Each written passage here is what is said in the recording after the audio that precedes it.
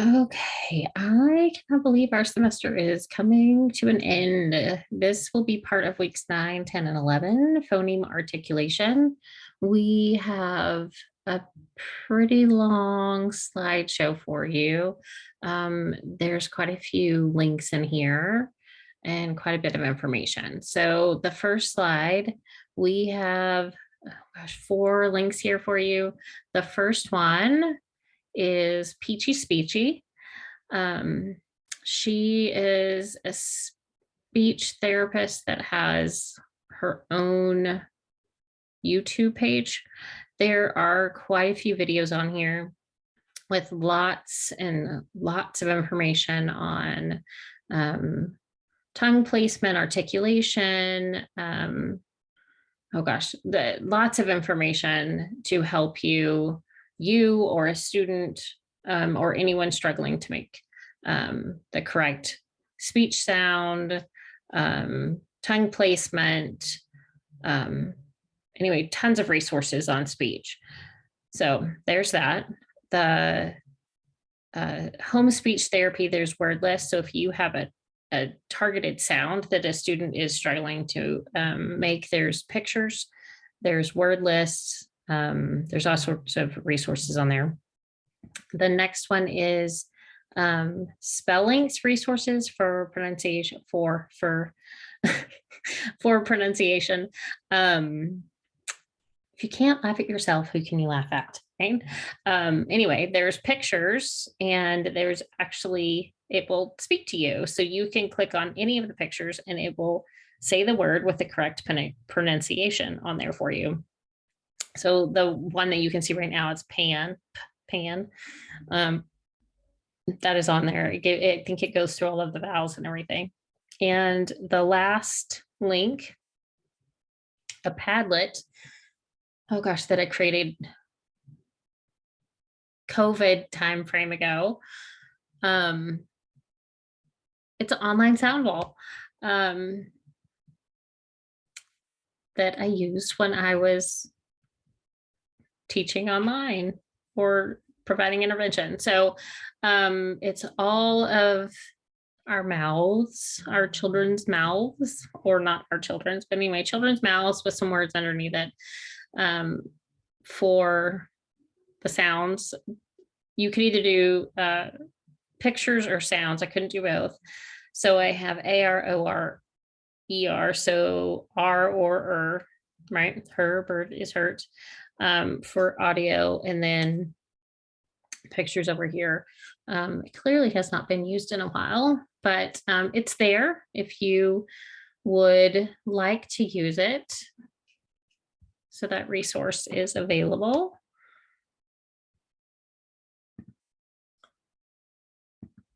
So let's get into some of the nitty gritty. The ingredients of language, and an ingredient is not a linguistic term. Please don't think that it is. It's not a term that linguistics use. The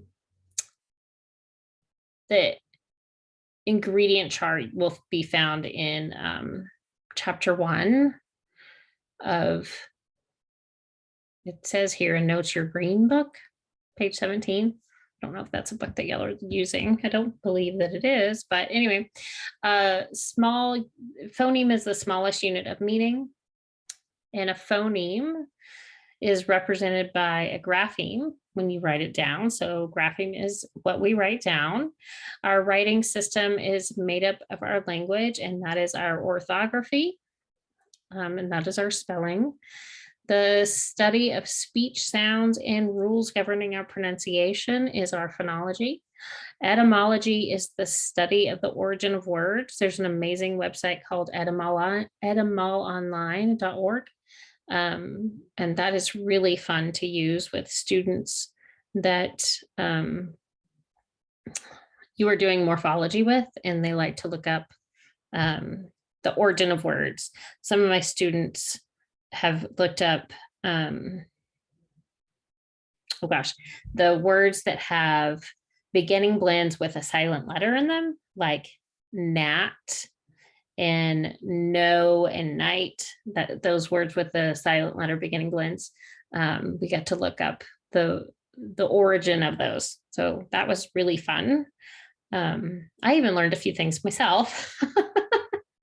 So it's always fun to do word origin with your students. It is quite fascinating. So anyway, morpheme is the smallest unit of meaning. So base word, suffix, prefix, affixes, sentence structure, sorry, it's late, is our syntax, and social convention of language is pragmatic. So these are the ingredients of language and what makes up what we all use every day in our speech. So a phoneme is the smallest unit of, smallest segment of speech in a language system that can determine a word meaning or that can be combined with another speech sound to make up words. If you are still struggling with any component of this, there is a short 10-minute YouTube video that I've linked here for you. It is not required. However, it is really great resource for you to use to help you understand the difference between a phoneme, grapheme, and a morpheme. I highly recommend you watch it. And again, we always go back to our 4-part processor because this definitely grounds a lot of our work with our phonological processor or orthographic processor, meaning processor, and our context processor. So students have to be able to use their phonological processor and orthographic processor together to understand what that word means in order to put it into context. Or again, the other way around, use that phonological processor to connect to meaning, orthographic processor. They all need to work together at any point in time for that student to fully understand what is being asked of them in order to map those words and put them on paper, right? Or to be able to read a story and fully comprehend what they've read, or to be able to write a complete sentence. So all 4 parts of that processor need to be working top to bottom and back down again. So if you still need further explanation, I have linked the video that was posted a few weeks ago here.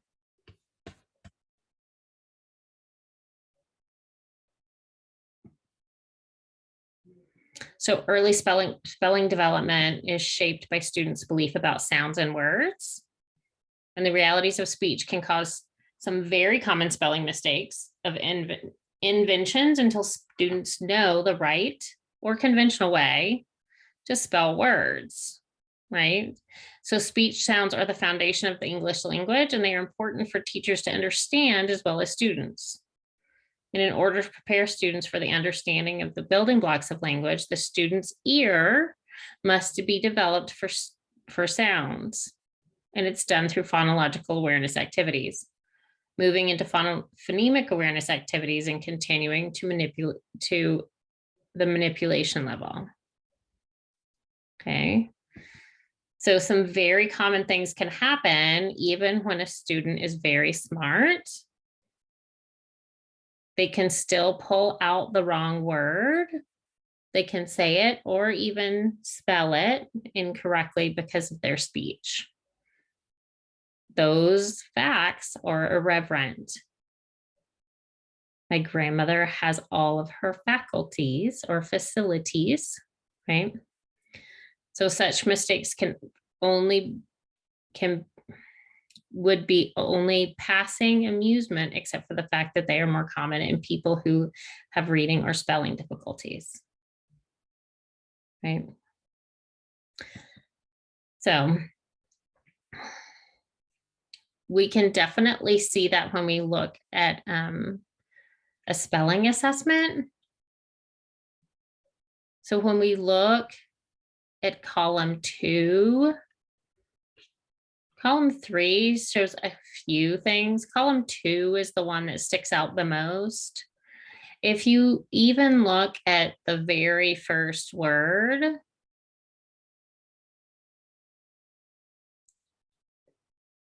to me, that sticks out as a student that maybe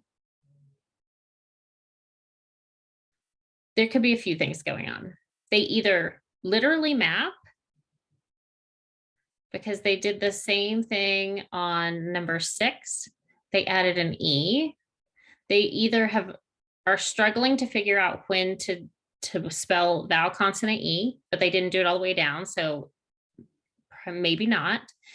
Or they have literally mapped certain letters. So they're either saying p, I don't even know if I can do it. They're either saying p, or they don't know when to add the E on, but they didn't do it for every single one. So they may be literally mapping some things, or saying it, they're sounding it out so slowly, they're adding a schwa to the end. Step, right? I'm not sure what's happening there because I didn't give the student the test. So sometimes what happens is students are stretching a word so much that they have added a schwa where there should not be one.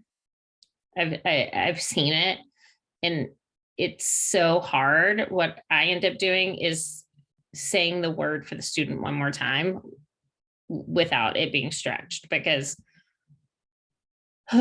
you don't want them to add that schwa to the end. But if you also looked here to number 4, they've omitted a sound, but then again, they've added that E. So I don't know if they're mapping a schwa or if they don't know whether to put the E. But again, on number 6, they added the E, but they didn't do it here. So I don't know. I don't know if they stretched it, but here, swift, they added that S. So do they have a lisp? Did they add a sound? They inserted something, but again, spot, right? And trap, chap, you see that a lot until students really understand the articulation difference between ch and t. It's a slight difference. Look, ch, t. Look at my mouth, I'm smiling. T, t. Ch, ch, t, ch, t, ch, ch, t. Do you see the difference? So this student could definitely use,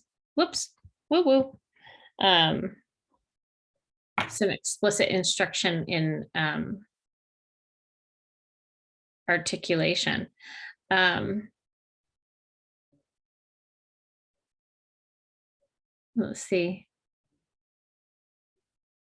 And then, oh gosh, that liquid sound, the W, want, right? That W is it's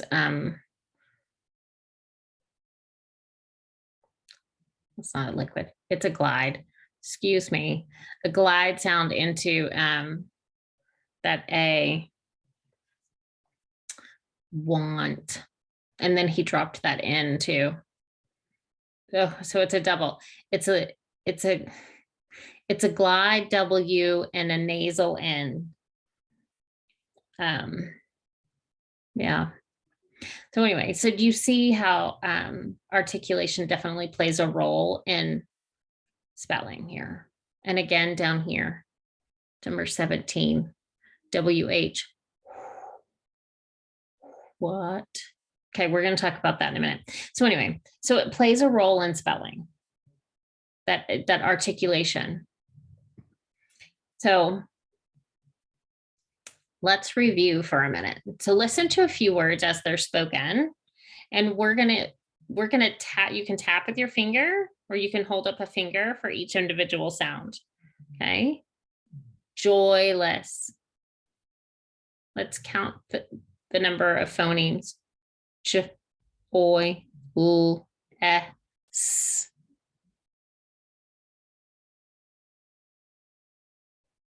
Let's do another one. Dodge. Dodge.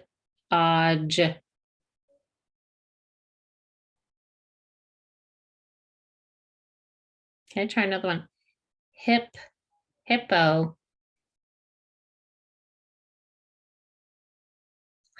Hippo.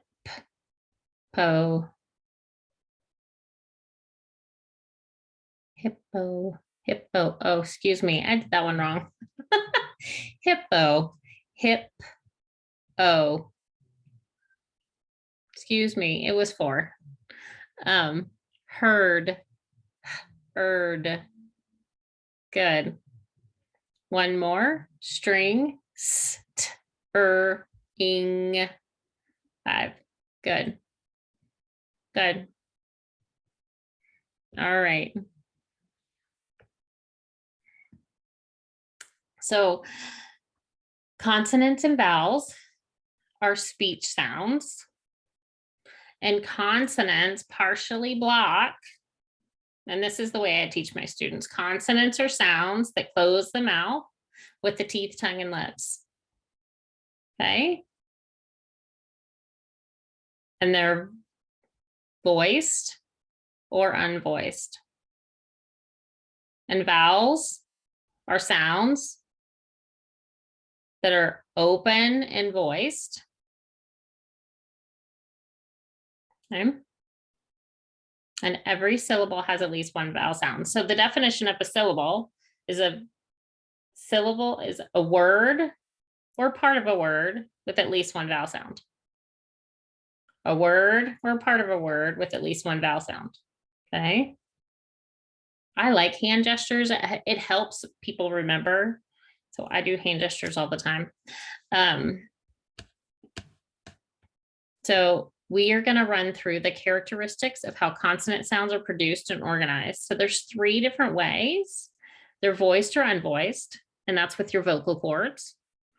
They're stopped and continuous, and that's how air is pushed out of your mouth.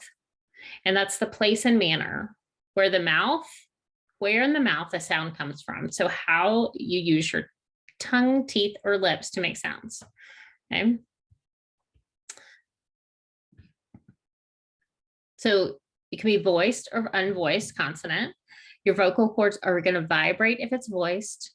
And if it's unvoiced, your vocal cords do not vibrate. The vocal cord, well, not as much. Okay. They do, but not as much. You're not going to feel it. Okay. Excuse me. So let's say a few sounds to practice. If we said shh, shh, good, that's unvoiced. If we said j, j, g, g, good. Oh, unvoiced. G, g, k, k, k, k. G is voiced. Whoops. Okay, now we have a worksheet. We'll run through a few of these together. Oops, goodness. I don't know why I keep doing that. So if we said g, g, that one's voiced. You can put a V next to that one, right? And if we said WH,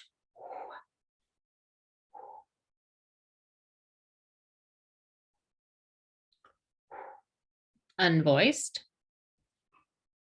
Cool, cool, cool, cool, queen, unvoiced.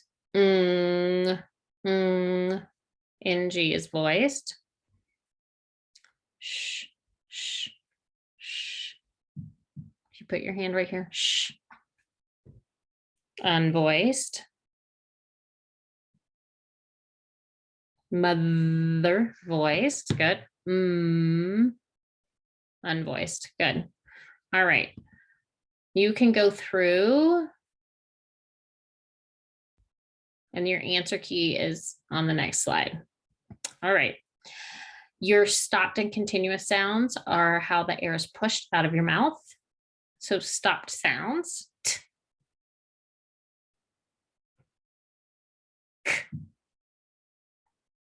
The sound is stopped quickly.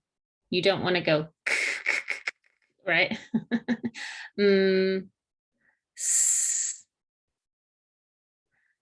Continuous sound you can carry on for a few minutes, so you can blend to the next one. At. The stop sound, at. You don't continue on. Good. Okay. And you certainly don't want to add the to the end of it. You want to stop it as quickly as possible, because we certainly don't want to go oh, I can't even do it now. We don't want to go we want to go right? Stop sound. The continuous sound you can carry on for several seconds without distortion. Okay. So we have a lovely little chart for you to fill out, and there's certain sounds that have cognates. So like f and v, they're produced in the same part of the mouth, and one's going to be voiced and one's going to be unvoiced. Okay.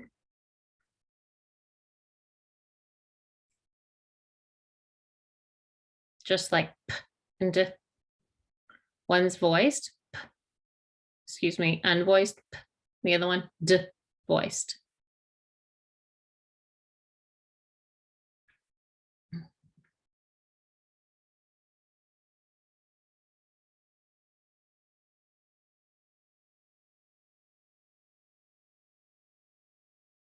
Because you can feel your voice box move. The same with g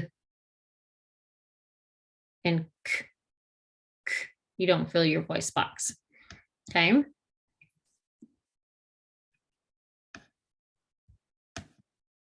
And then if we go to place and manner, it's where our mouth, the sound comes out of our mouth with our teeth, tongue, and lips, right? Because our teeth can be closed, our lips may be vibrating, or our tongue may be moving. Okay, so if we said, that's voiced, but is unvoiced. We may also say s or z. Our teeth are closed, but we have one voiced and one unvoiced.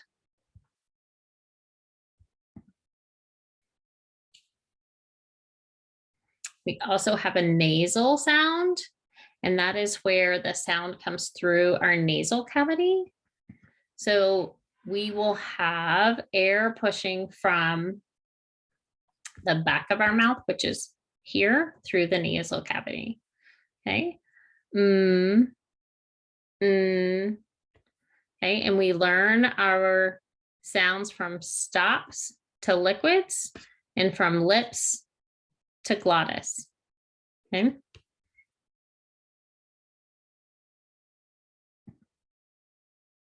Okay, that's the order that we learn in.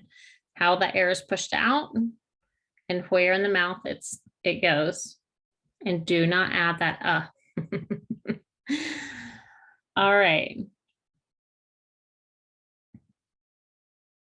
So we'll run through them together. So we have our unvoiced p and b voiced, t, d, k, g. And if a student confuses and writes basement for basement and spider for spider and bag for bag, what confusion what confusion happened? Good. A voiced confusion. They got a voiced confusion when they wrote. Right. They confused an unvoiced sound for a voiced sound. So you just need to talk to them about what they're hearing and restate the word and see if they can get it. Okay. Nasals are consonants that are formed by blocking the passage, the oral passage, and allowing air to escape through your nasal cavity. So when the back of your tongue is pushed to the top of your mouth, that's when that sound goes through your nasal cavity. Happens too, because you're actually still closing that and it goes through your nasal cavity. Okay. Man. At. Listen. And it changes that ah to more of a nasal sound. And. At. Right. And. Okay. Have you ever wondered why song, sing, that I changes to an E sound? It's that nasal. Okay. And our fricatives, they indicate something is causing friction with the sounds of our teeth. It's obstructing the air and it narrows the opening for friction. So f and v, same place, one's voiced, one's unvoiced. V, vibrates your teeth because it's a voiced sound. Fan, van. So if a student is struggling as to what words you're saying and they write fan and you said van, talk to them about voiced and unvoiced sound and make them watch you say it and feel their voice box. Okay.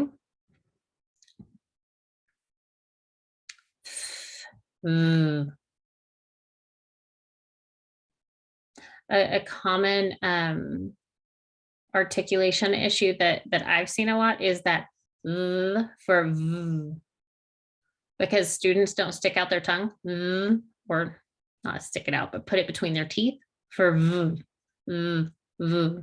That one I see a lot, that confusion for V and TH. So that articulation issue happens a lot. That is, again, another frictive. And sh and z, excuse me. Like garage, pleasure, right?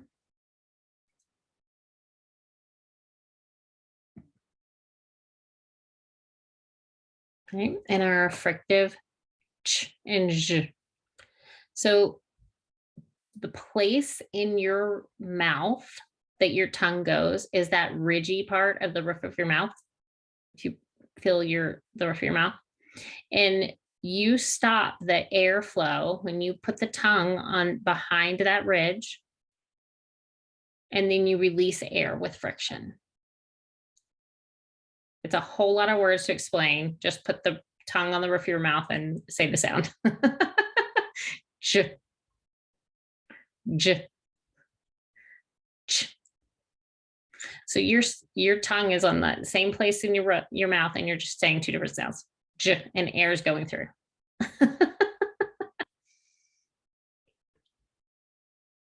Okay. So it's the out. Oh, I'm going to say the word wrong. I'm not even going to say it because it's late and I'm making this video, and right now I don't know if I can say it. So you can have a good laugh at me. So that's our frictives, is ch and zh. So we have our frictives and frictive sounds. So we have ch and zh. That's when your tongue is on that ridgy part of your mouth. And we have sh and zh. Okay. So our allophones are co-articulations. It's when two phonemes result from phonemes overlapping in a spoken word. Engine, it's a nasal, it's the E sound before a nasaled N. I also think an A before an N does the same thing as in man and an. The second one, I don't hear so much the way I pronounce egg. I think I still make the short egg, but it says it turns into a short A. So you'll have to tell me if you pronounce egg that way. Egg. I don't, but you'll have to tell me if you do. Our next articulation is a glide for w, y, and okay. So our glide sounds are consonant phoneme glides that immediately go into a vowel sound. They also call them a semivowel, which I've not ever heard. But it's phonetically similar to a vowel. And I think it's just because these sounds go so, they glide so much into that vowel sound that, and especially that H, it's so breathy that you don't hear the consonant sound as much. So, and it's very confusing for certain students to learn these, or at least spell them, not learn the consonant, but to spell words with these letters. So your glides, when you say them in words, your it is much easier, I think, once the students can see them in a mirror and understand the voice versus the voiceless, especially W and WH. So voiced, wagon, whistle. They can feel their breath. That's helped a lot of my students understand the difference between the two. Whistle and spell, especially because I'm like, wait, it's whistle, feel your breath. And they're like, oh, it's WH, I get it. So that's helped them a lot figure out which one to spell with. So just a little tidbit.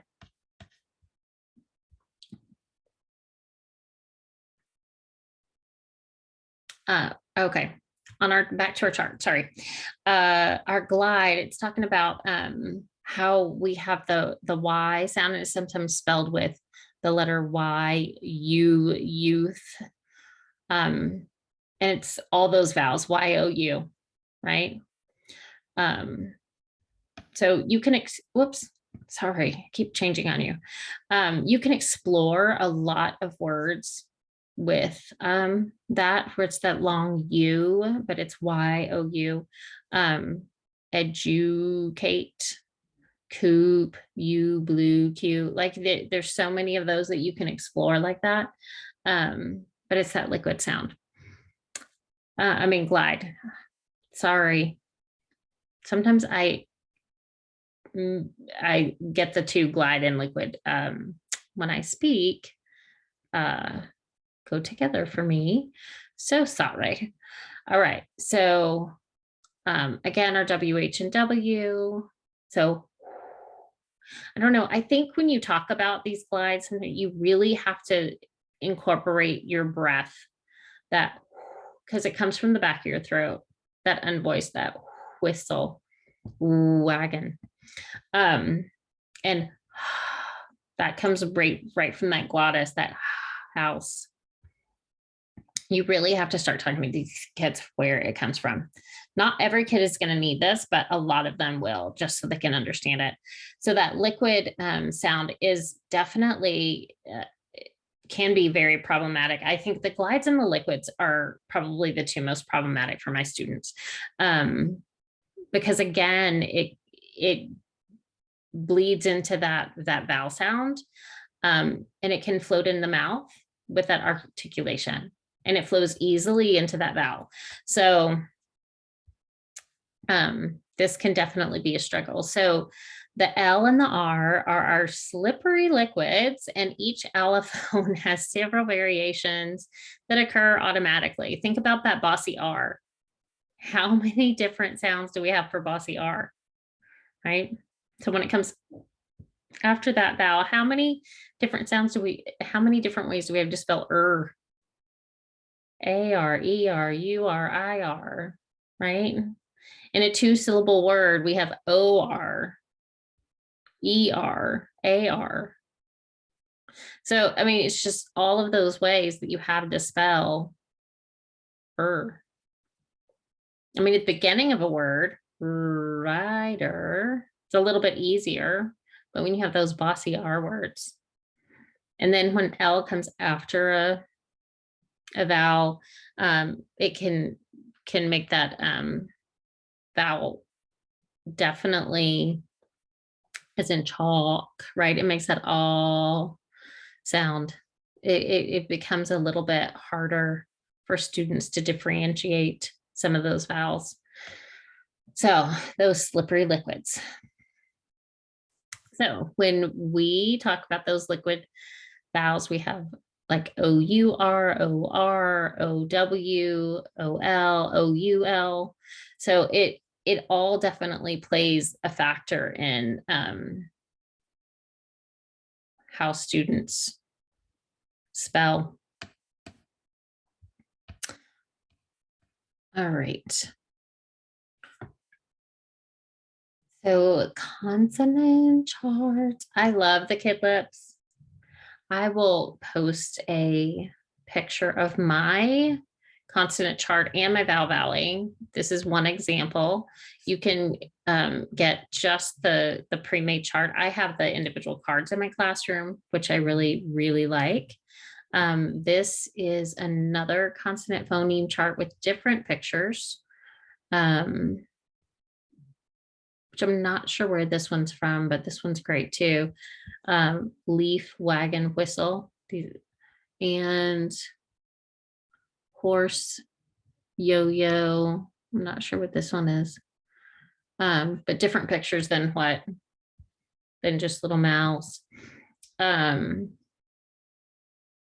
So yes, so this talks about a target word and then maybe a misspelling and the reason. So if we said fan and the student wrote van, what was the reason for that? It was that voiced and unvoiced. It was the articulation. And sharp and sharp.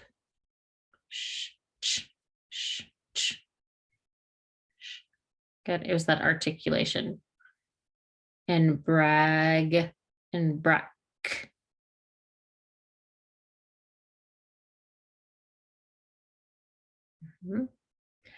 Bed.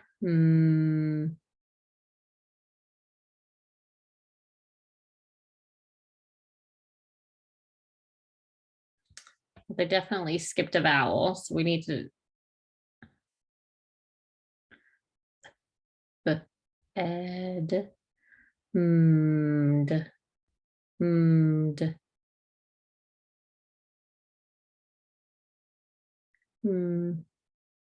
b, b.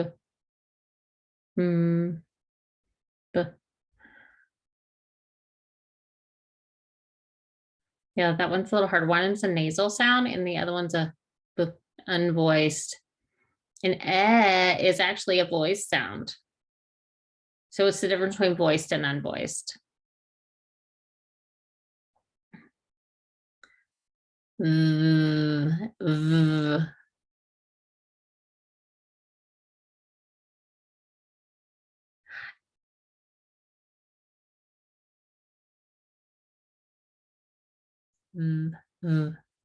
They need, yep, I would talk about having them look in the mirror and look at mouth placement. Grade, great. Yep, it's definitely articulation. Grade, great. They need to look in the mirror and look at where they're, yep, articulation for sure. Yep, it's their voicing. Grade, great. It's a difference in voicing. d, t. Okay, so this is a voiced consonant and a frictive.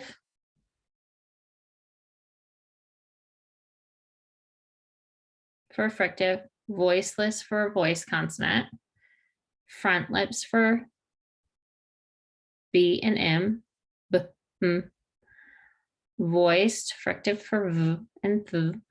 But I would have them look in the mirror for a lot of these because I think they could be solved that way. D and T is a voice, different voicing. A frictive for a frictive. And again, that's the difference in voicing. And sh and ch, ch, sh, ch. All right. Whoops. So you have some homework. Consonant phonemes. This is going to be posted in week 9 for you. Oh, 9, 10, or 11. I'm not sure which one. Consonant phonemes, partially blocked, blocked, or unblocked. And you have to decide which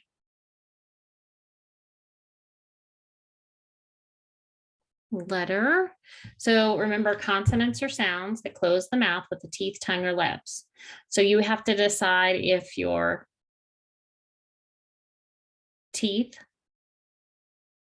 tongue, or lips are blocked, partially blocked, or unblocked when you say B, right? Or sh. And for your consonant phonemes, place of articulation. So both lips, teeth and lower lip, between the teeth, ridge behind the teeth, roof of the mouth, back of the mouth, and from the throat. And these are all in your burst book, and they're in this slideshow too. And we can review identifying beginning and ending consonants. Come, good, k and m.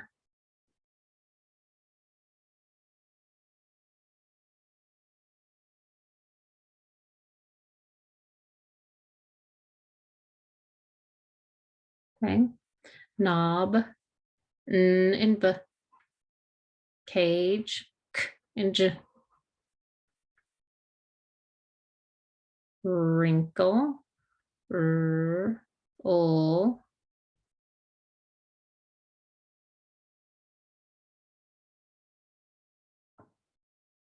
Let's do, you can run through rows, r and z. Okay. Now there's quite a few more slides shows, but I'm gonna show you the link for quite a few of these slides. It is right here for the Vowel Valley. Dr. Perry's gonna run you through the Vowel Valley, which is a super amazing part of this. So it's, well, maybe get to the bottom of it because it's all built at the bottom. Okay. E, I, A, I, O, U, U. Oi, oi, ow, ow, R, or. Vowel Valley is amazing. If you use it in your classroom at all, I don't run my kids through that. I don't. It is a very useful tool to have at your disposal to help your students. Some teachers do run their students through that. I don't. I do have the Vowel Valley up, and we do talk about placement of our mouth and all of the vowels. But I don't drill my students this way. I don't have them go E, I,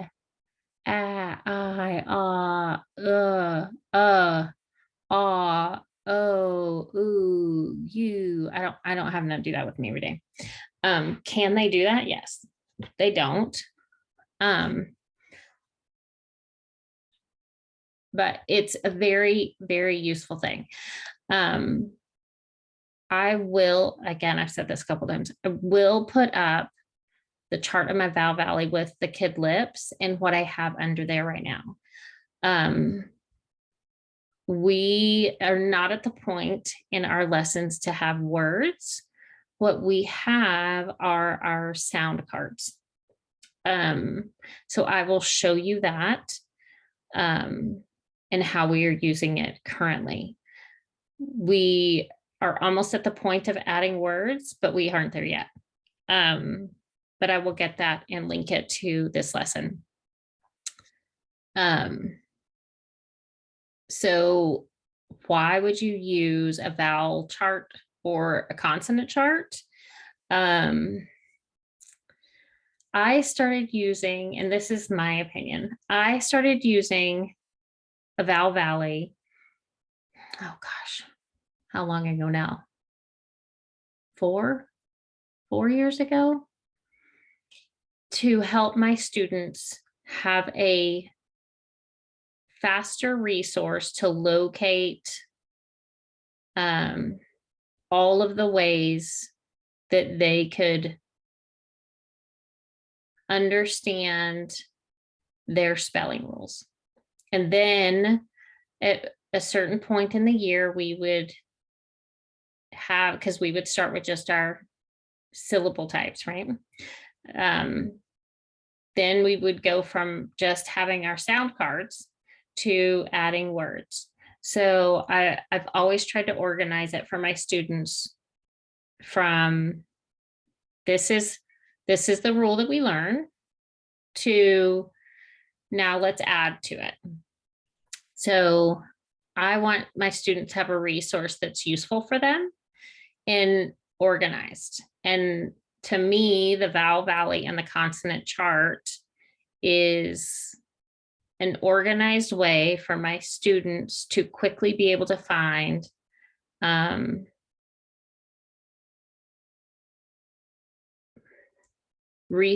resources, honestly. It's much easier for them to find a way, for them to use it. They can find all of the ways to spell A. They can find all of the ways to spell I. They can find all of the ways to spell E. They can find any of the high frequency words or any of the words that they've selected to put on there throughout the year. Once we've decided to put words on there, they do rotate quickly and easily. And if they're struggling with a word and they can identify the syllable type that it falls under, they can quickly figure out how to code the word if they're struggling with it, if they use the vowel valley. So to me, the consonant chart and vowel chart are an amazing resource for students. So I started using it for that. So that's why I use it. So anyway,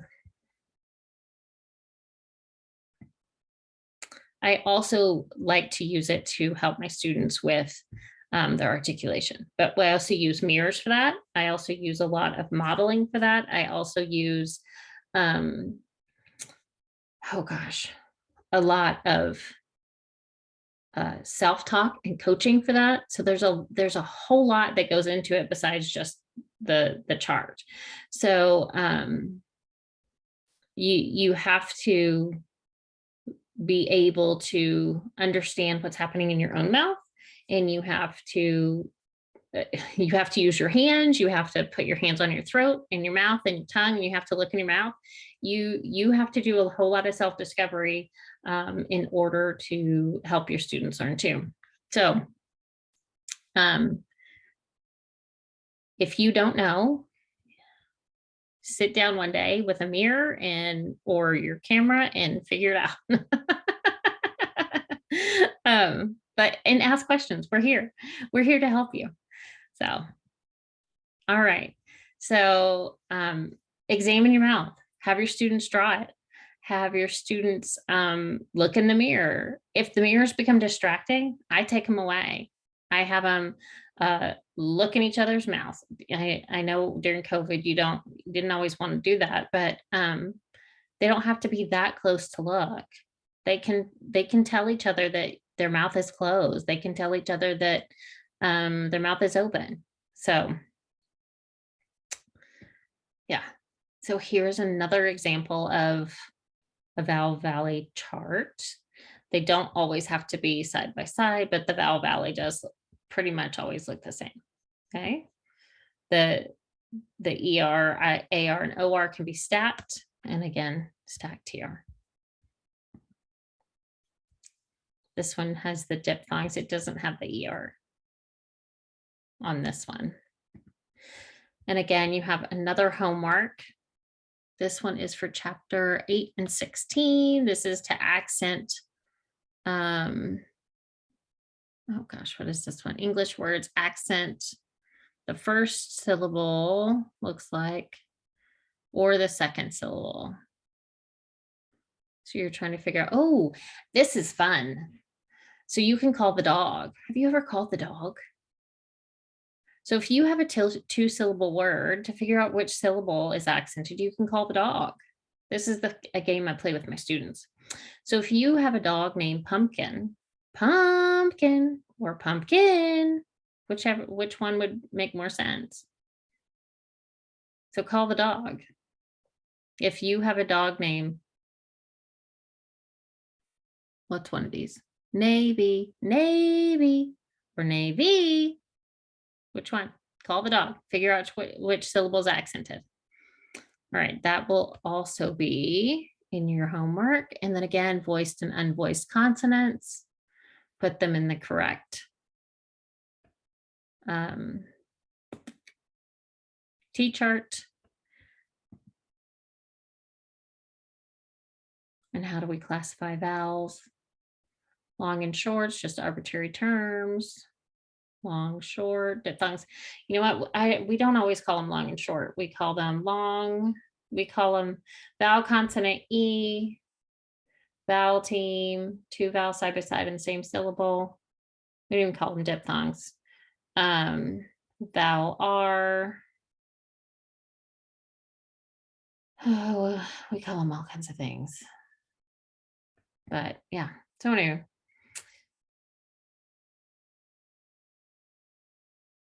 Oh gosh, why is that all the way down here? I'm not sure. But anyway, we can go over our fricatives again, our ch and our j. If we said jilly for chili or chocolate for chocolate, what type of confusion is represented in the spelling? What kind of confusion is that?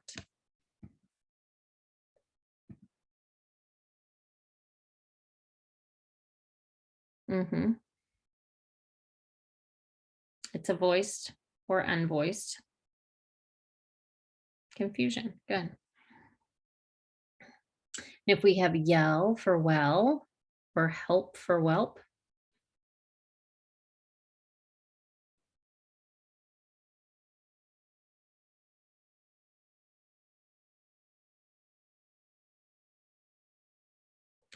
while for while or wither for wither. Do you say any of the first words of these words the same? Do students often confuse spellings for when and went? They're unvoiced and voiced.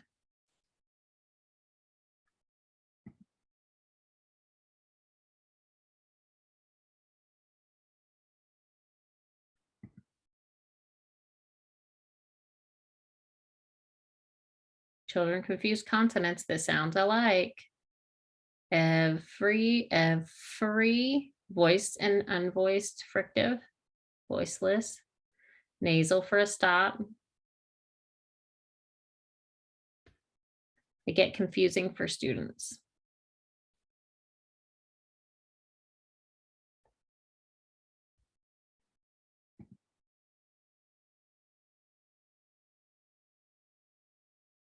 Obstruent, a speech sound where the airflow is obstructive. Obstructed. S, ch, j, z, sh, zh. right? And sonorants, the continuous speech obstructed sound made by the vocal cords. All of our vowels, who, woo, yeah, or. Interesting. All right, so our consonant phonemes, you have to decide if they're unvoiced or voiced. That is another one. So our cognates, some of them are voiced, some of them are unvoiced. You have to decide which ones. And then you need your consonant phoneme chart, and you're going to fill that out. So you'll fill out from stops to liquids and lips to glottis. Okay. So that is our articulation in a nutshell. I hope that explains everything for you.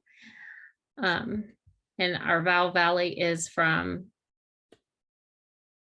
in order of articulation in the shape of our mouth: E, A, I, O, U, U. So that's so you don't have to move your mouth very much. Okay. So I hope that helps. If you have any questions, please reach out. I will get pictures posted of what is in my classroom. Please click the links within the slideshow and let us know if you need anything. Bye.